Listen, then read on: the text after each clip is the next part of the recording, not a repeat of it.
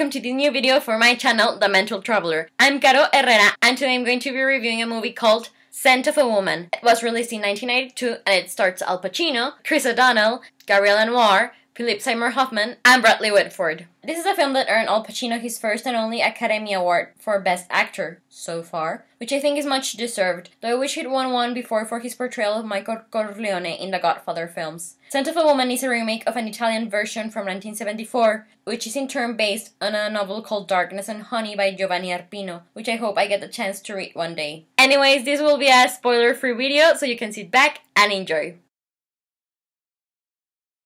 I can't really remember when was the first time that I saw Scent of a Woman, but it must have been when I was in my early teens. Seeing as since I was around 10 years old, I've loved watching drama films with really good actors. I'm sure that I didn't really get all of the adult themes that were portrayed in the film, but I kept coming back to it because over the years I've grown to appreciate it more and more. It's not among my favorite films or anything like that, but it's really good, I really enjoy it, and that's why I wanted to review it today.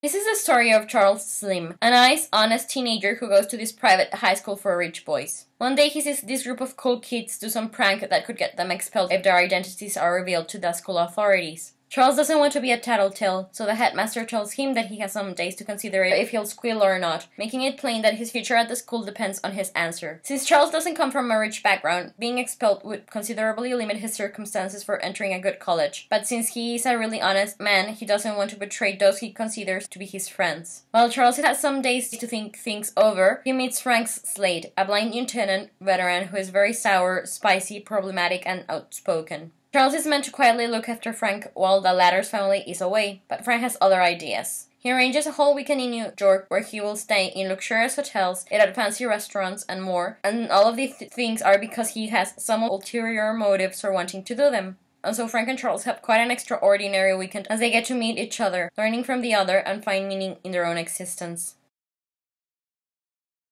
I give Scent of a Woman a 5 out of 5 stars review, and I really recommend it because it's just such a gorgeous movie. It's so well acted, it's such a pleasure to watch the performances, especially Pacino. His character is far from likable, and yet his flaws, his vulnerabilities, his vices, all of them make him more human, more relatable to the audience. Pacino's performance is just so raw and poignant. And of course, talking about acting masters, the film has the late Philip Seymour Hoffman. But yeah, since I can't really think about anything that I don't like about Scent of a Woman, I'm just gonna keep on praising it. For example, it has such a memorable tango dancing scene between Al Pacino and Gabrielle Anwar that it's just so classy and charming, and I do rewatch it from time to time on YouTube because it's just so lovely. The plot is quite heavy though because it has a lot of family drama along other important issues. Particularly, I'm really glad that they tackled the PTSD veterans suffer sometimes when they come back from the war in the character of Frank. I think it was really masterfully done, very tactful. In the end, the film leaves you with a lot of life lessons, but yes.